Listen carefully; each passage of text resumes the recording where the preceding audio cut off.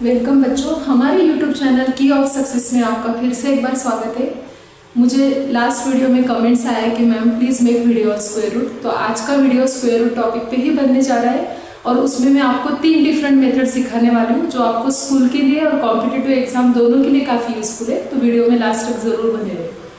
सबसे पहले हम स्क्वायर रूट में सीखेंगे रिपीटेड सब्ट्रैक्शन मेथड। जिन बच्चों को प्राइम फैक्टर नहीं निकालते आते उनके लिए यूजफुल है। और सबसे इम्पॉर्टेंट ये चीज़ है कि अगर आप स्कूल के एग्जाम दे रहे हो 7th-8th स्टैंडर्ड CBSE या ICSE के, तो उसमें आपको मेथड क्वेश्चन में ही मेथड मेंशन की जाती है कि अगर आपको कहा गया है कि रिपीटेड सब्ट्रैक्शन मेथड से सॉल्व करो तो आपको इसी मेथड से करना है, वरना आपके मार्क्स भी जा सकते हैं। देखिए सपोज हम एक नंबर ले लेते हैं यहाँ पर 121 और रिपीटेड सब्ट्रैक्शन मेथड से हमें इसका स्क्वायर रूट निकालना है। तो सबसे पहले क्या करना है, जो नंबर हमें दिया हुआ है उसको कॉपी कर लेंगे और उसमें से सबसे स्मॉलेस्ट ऑड नंबर को हमें सब्ट्रैक्ट करना है। देखिए सबसे स्मॉलेस्ट ऑड नंबर है 1, सो 121 में से हमने 1 सब्ट्रैक्ट किया तो 120 आंसर निकल के आया। फिर उस आंसर को हमें कॉपी करना है और नेक्स्ट ऑड नंबर माइनस करना है। इस वे से हमें ऑड नंबर सीक्वेंस में माइनस करते जाना है। अब यहाँ पर देखो 1 के बाद 2 आता है नेचुरल नंबर में, बट 2 इवन नंबर है। जैसे कि मैंने आपको बताया कि हर बार हमें सीक्वेंस में 1 से स्टार्ट करते हुए ऑड नंबर ही माइनस करने हैं और जो सब्ट्रैक्शन का आंसर निकल के आ रहा है वो फिर से कॉपी करते जाना है। अब देखो 3 के बाद नेक्स्ट नंबर आता है 5, 112 सब्ट्रैक्शन हो गया। इस वे से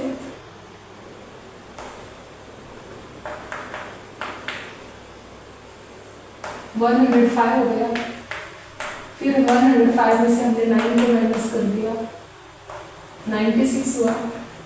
इस तरीके से आगे आगे के ऑड नंबर माइनस करने हैं और देखिए कब तक करने वो भी आपको बताते हैं सब्ट्रैक्शन होने के बाद।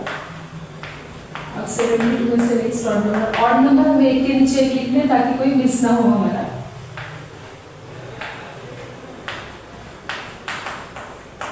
इसका आंसर निकल के आया है 40। अब जो आंसर आया 40 और 17 का आफ्टर ऑड नंबर है हमारा 19, 21 आंसर आ गया और 21 में से 21 चले गए, हमारा आंसर आ गया 0। तो बस हमें ऑड नंबर तभी तक सब्ट्रैक्ट करने हैं जब तक हमारा फाइनल आंसर डिफरेंस 0 ना आ जाए। अब यहाँ पर 0 आ गया मतलब हमारा आंसर यही खत्म हुआ। फिर अभी चेक कैसे करेंगे कि आंसर क्या है। तो देखिए कितने टर्म सब्ट्रैक्ट करने के बाद हमारा आंसर 0 आया, हमें टर्म काउंट करने। हमने सब्ट्रैक्शन की प्रोसेस कितने टाइम की, 1 से स्टार्ट करना है, 1 ऑड नंबर से। 1 2 3 4 5 6 7 8 9 10 एंड 11। तो कितने बार हमें सब्ट्रैक्शन करना पड़ा रिपीटेड सब्ट्रैक्शन में स्क्वायर रूट निकालने के लिए, 11 टाइम्स। तो जैसे कि हमारा क्वेश्चन था कि 121 का स्क्वायर रूट निकालो। अभी 11 टाइम्स प्रोसेस की, इसलिए उसका स्क्वायर रूट निकल के आया 11। इससे आप कितने भी बड़े नंबर का कर सकते हो, पर मोस्टली एग्जाम में 1 to 20 के बीच की स्क्वायर नंबर के स्क्वायर रूट पूछे जाते हैं। अब ये थी पहली मेथड। अभी दूसरी मेथड है प्राइम फैक्टराइजेशन मेथड, जिसके बारे में मैं आपको बताऊंगी। पर इस मेथड को सीखने के लिए आपको डिविजिबिलिटी के रूल लर्न होना बहुत जरूरी है। जैसे मैं बार बार बोलती हूँ कि जो बच्चों ने अभी तक डिविजिबिलिटी के रूल, टेस्ट ऑफ डिविजिबिलिटी का वीडियो नहीं देखा है वो देख लेना, तो आपको इजी जाएगा। अब अभी हम नेक्स्ट नंबर लेंगे और उस मेथड का नाम है प्राइम फैक्टराइजेशन मेथड। जैसे कि मैंने आपको बताया कि मैं डिफरेंट मेथड से सिखाने वाली हूँ। अगर एग्जाम में आपको बोला है कि प्राइम फैक्टराइजेशन के मेथड से सॉल्व करो तो आपको इसी मेथड से स्क्वायर रूट निकालना होगा। सपोज अभी हम एक नंबर ले लेते हैं, जैसे कि मैंने यहाँ पे ले लिया 144 नंबर और इसका हमें प्राइम फैक्टराइजेशन मेथड से स्क्वायर रूट निकालना है। तो सबसे पहले इस मेथड में हमें ये देखना है कि लास्ट में अगर इवन नंबर है तो डेफिनेटली 2 से डिवाइड होगा। 2 का टेबल 14 तक बोला, 7 आए, 2 7 जा 14 और ये जो 4 बचे हैं 2 2 जा 4, या सिंपली 144 का हाफ कर लो। फिर इवन नंबर है, फिर हमने 2 से डिवाइड किए, 36 आंसर आया।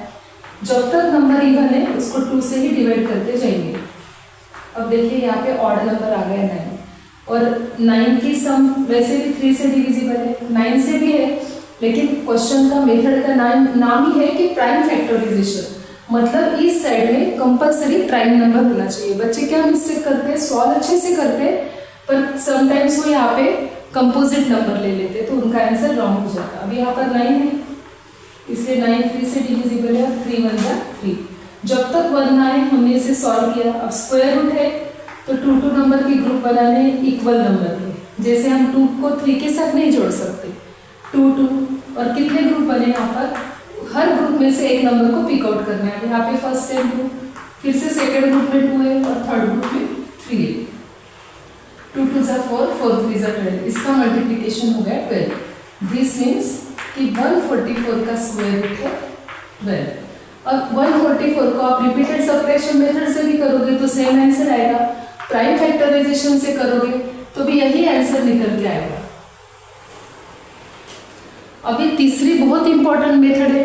अगर आप स्कॉलरशिप जैसे कॉम्पिटिटिव एग्जाम दे रहे हो तो थर्ड वाली मेथड ही मैं तुम्हें बोलूँगी कि उसी मेथड से करोगे, उसी मेथड को मैं रेफर करूँगी यहाँ पर। अब सपोज हम कोई एक प्राइम नंबर ले लेते हैं, स्क्वायर नंबर ले लेते हैं, अभी 625।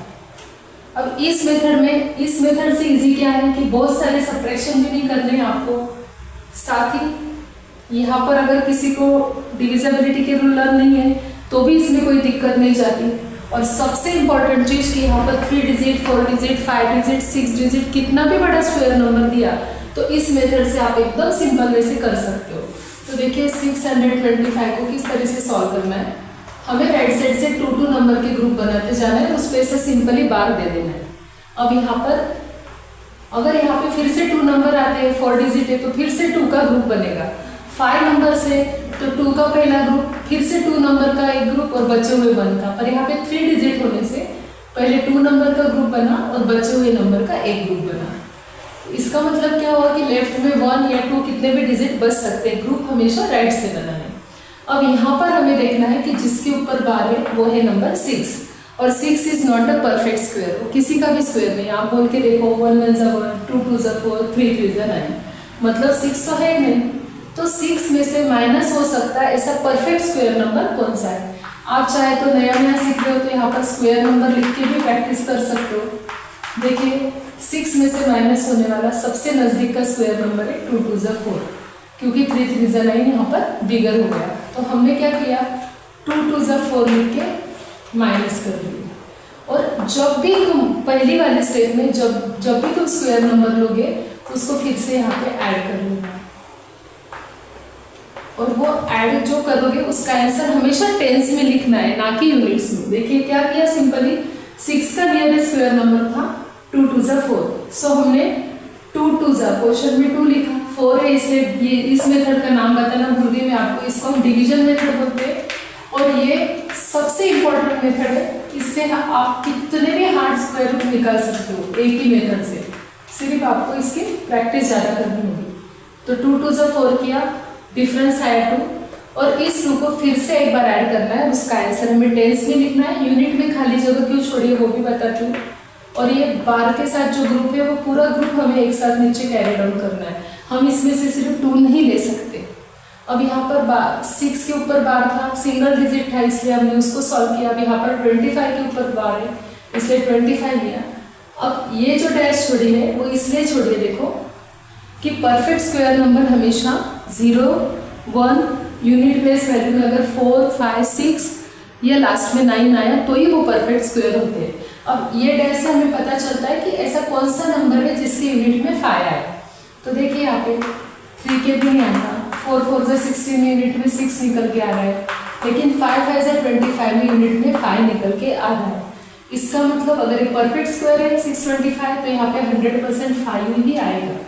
और आप करके देख लो 45 5 जा, अगर आप मल्टीप्लाई करोगे, देखो मैं करके भी बता दूँगी आपको, 5 5 जा 25, 2 कैरी, 5 4 जा 20 प्लस 2 2, तो एग्जैक्टली 225 निकल के आया और हमारा डिफरेंस हो गया 0। तो हमारा क्वेश्चन आया है 25, इसका मतलब 625 का परफेक्ट स्क्वायर रूट है 25। ये थी हमारी तीसरी और बहुत ज़्यादा इम्पोर्टेंट मेथड। अगर कभी 5 या 6 डिजिट नंबर भी आए तो आपको राइट साइड से 2-2 नंबर के ग्रुप बनाते जाना है। अभी नेक्स्ट पार्ट में मैं आपको बड़े नंबर का डिवीजन मेथड से कैसे स्क्वायर रूट निकाल सकते हैं वो भी सिखा दूंगी।